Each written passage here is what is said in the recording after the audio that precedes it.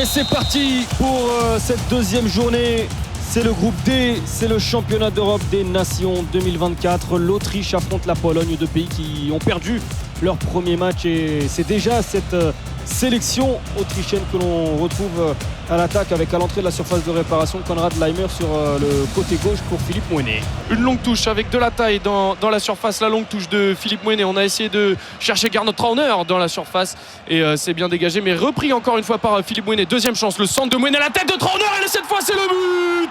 Gernot Trauner, après 9 minutes de jeu, vient ouvrir le score pour l'Autriche.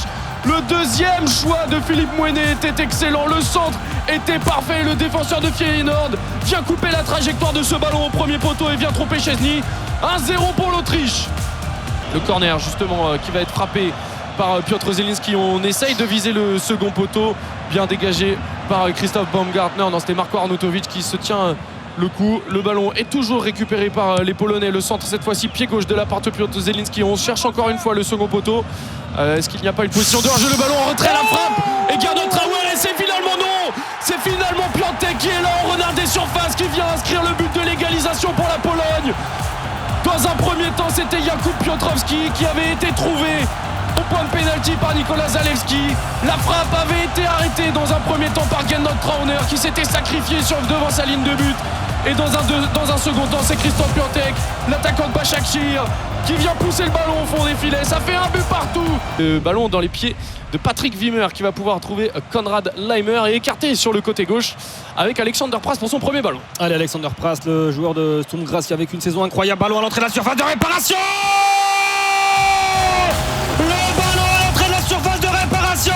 C'est son premier ballon, Alexander Prass, et il est déjà crédité d'une passe décisive avec à la finition le milieu de terrain Christoph Baumgartner. L'Autriche reprend l'avantage. L'Autriche mène 2-1 face à la Pologne grâce au 16e but en sélection du milieu du Rasenball Sport Leipzig, Christoph Baumgartner.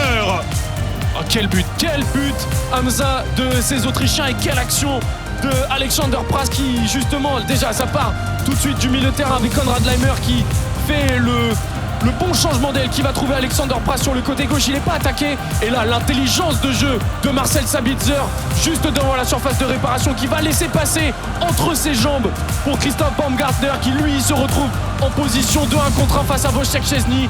Le ballon n'est pas contré, il vient tromper. Il vient prendre un contre-pied, le gardien de la Juventus. Ça fait 2-1. Passe de Zalewski, le milieu de terrain de l'AS Roma n'est pas bonne, n'est pas dans la bonne zone. Elle est récupérée tout de suite par Patrick Penz qui va dégager loin devant vers Marko Arnautovic. Le duel aérien remporté et il va aller au bout. C'est une balle de 3-1. Marcel Sabitzer, le crochet penalty.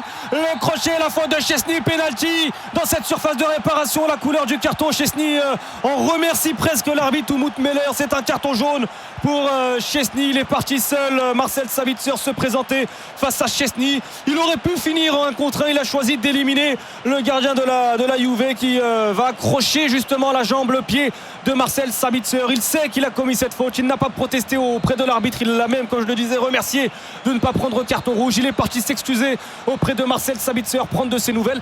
Alors que Marcel Sabitzer, avec son pied, il a heurté quand même le visage de Szczesny.